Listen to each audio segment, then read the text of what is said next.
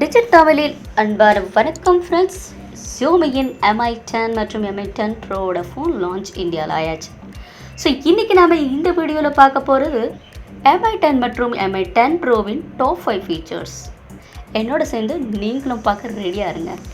Number 1, இதோட display பற்றி பேசையில் Xiaomi MI10 மற்றும் MI10 ப்ரோயின் டிஸ்பிளே 6.67 இன்ச் இருக்குது. அதன் ரெசல்யூஷன் பற்றி பார்க்கையில் 2340 by 1080 பிக்சல் ரெசல்யூஷனாக இருக்குது.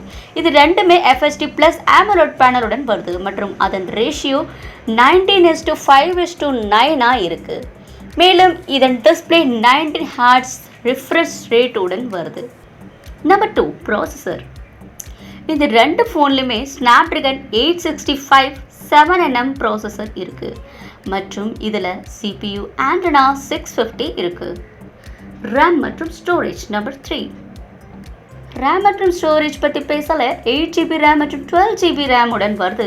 256GB and 512GB of 3 storage உடன் வருது. Number 4, camera. இந்த ஃபோனில் கேமரா பற்றி பேசையில் குவாட் கேமராவுடன் வருது. அதாவது சாம்சங்கின் 108MP பிரைமரி கேமரா கொடுத்துருக்காங்க. அப்ரேச்சர் f1.69 அப்ரேச்சருடன் வருது. மேலும் 12MP + 2x ஜூம் போர்ட்ரேட்டுடன் வருது. இதுடன் இந்த phone 8MP telephoto, 10x hybrid zoom, 15x digital zoom, 15x optical zoom இத்தனை அம்சங்களுடன் இந்த ஃபோன் வருது.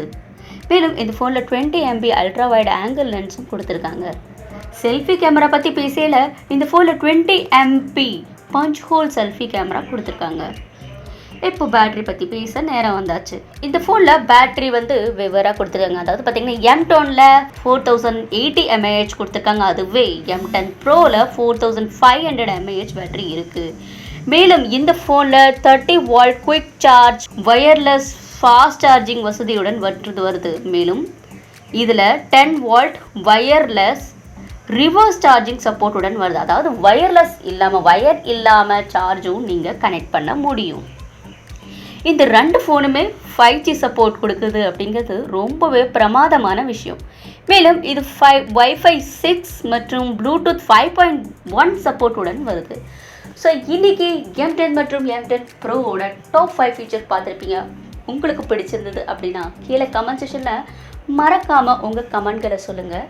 மேலும் நீங்கள் இன்னும் டிஜிட் தமிழ் யூடியூப் சேனலை சப்ஸ்கிரைப் பண்ணலை அப்படின்னா மறக்காமல் சப்ஸ்கிரைப் பண்ணிக்கோங்க. கூடவே அந்த பெல் ஐக்கனையும் கிளிக் பண்ணிவிடுங்க. நன்றி.